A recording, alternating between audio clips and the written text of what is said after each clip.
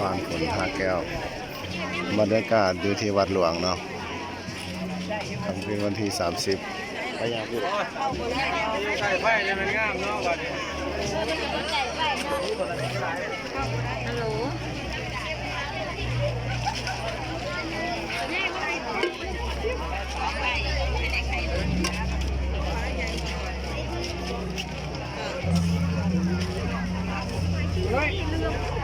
เอาทงไปใส่เงินไหมโชว์เส้นเวลาเขาไปพวกธนาคารคนนับคนนึงคนแล้วมือเศร้าเขาเจ้าเข้าธนาคารคนแล้วเขาใส่บ้านแล้วออกเลย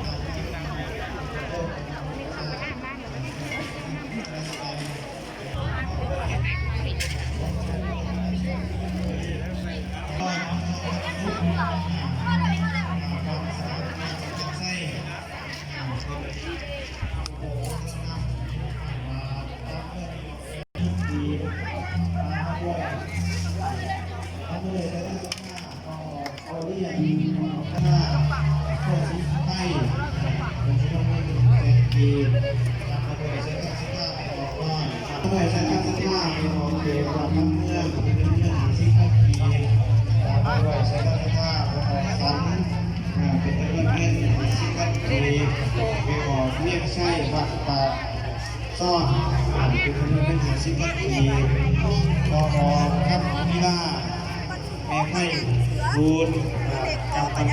ำการข้องแก้วสำคัญเป็นเงิน100,000 กีบตามมาดูที่ได้เป็นประมงของชาติขอให้มาปกปักรักษาของคนอยากร่วมชุมครองในสุขในส่วนนี้มีใจดูดีสบายกายสบายใจคิดชนิดปัตนาสิ่งใดก็ขอให้สมความมุ่งมั่นมงคลสิ่งที่เป็นมหามงคลอยากให้พบขอสิ่งที่ดีพบขอสิ่งที่เป็นมีคุณคนบาดของยักษ์ทำผมจะมาขึ้น50,000 กีบจำมาด้วยสายทางสันทางสุวรรณนี่ที่หาสุเป็นปัญญาครอบครัวโรงงานน้ำเป็นเงิน50,000 กีบ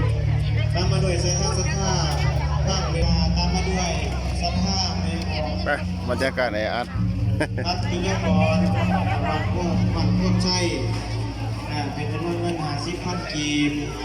ตามมาด้วยสายทางสัทธาพอสุริศักดิ์นางจันเพ็ญสีรัตที่รถใสสีสันใสสีสดใสเป็นจำนวนเงิน400,000ตามมาด้วยสายทางสัทธาไม่ออกแขกเป็นพงศ์วัฒนนำเป็นจำนวนเงิน20,000 กีบตามมาด้วยสายทางสัทธาไม่ออกหน้านี่เมาข้างผิวเป็นรูปโมทนานำเป็นจำนวนเงิน200,000 กีบนาการตามมาด้วยไม่ออกถูกต้องเป็นรูปโมทนานำเป็นจำนวนเงิน200,000 กีบ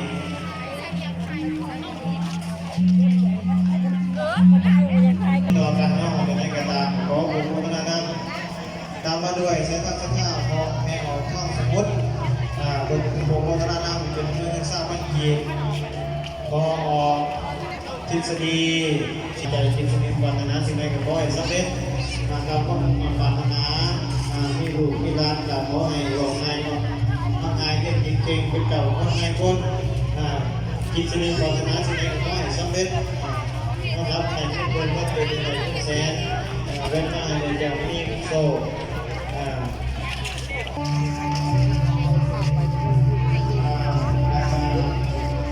ตามมาด้วย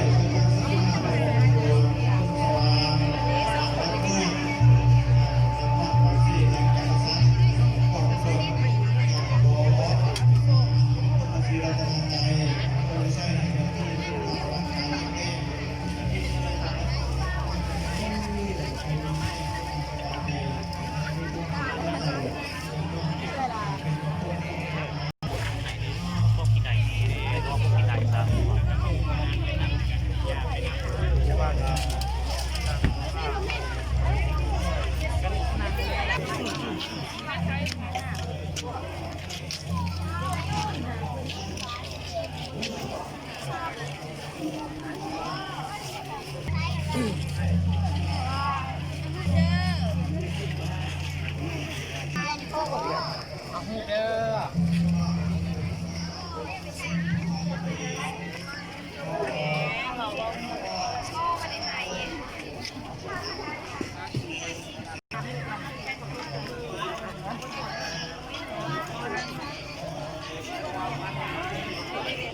เต้นเลย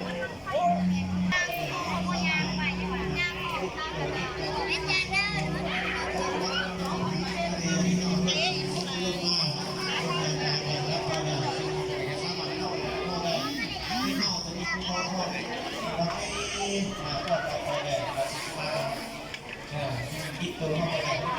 ก็คือไม่มีจิตใจเสียสละไม่มีใจเสียสละสามารถช่วยกันได้เด้อเพื่อแล้วสามารถเก็บเกี่ยวที่ว่าลงมาทำให้ผู้ว่าจะมีตัววัดเงินไปเก็บงานต่อเรื่องสัมมาเป็นเรื่องที่ดีดีแล้วเราไม่ออกจะช่วยกันก็ต้องเป็นมือเก็บตัวเองก่อนหน่อยเก็บตัวเองเป็นอย่างนอกเรามีสะดวกเป็นอย่างของเพื่อไปสักครับโยกที่เป็นใจ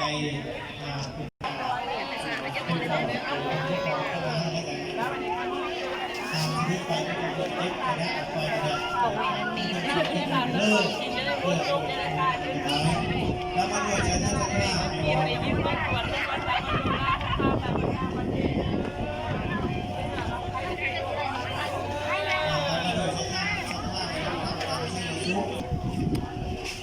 นี่ก็คือบรรยากาศเจ้าชายสิทธาธิราช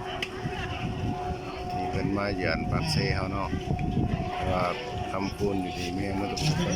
อยู่ชุมพรเบียนเนาะอยู่ที่วัดหลวงนครปากเซ่สำหรับคำคืนวันที่30 เดือน7 2020มื้อนี้เพิ่นก็จะได้เคลื่อนที่ไปที่อัตตปือเนาะเราจะได้ไปสมโภชอยู่คนนี้สำหรับมื้อนี้ก็ถือว่าค้างคืนอยู่ที่วัดหลวงมื้อเช้าตักบาตรแล้วก็จะเดินทางต่อไปที่อัตตปือเนาะ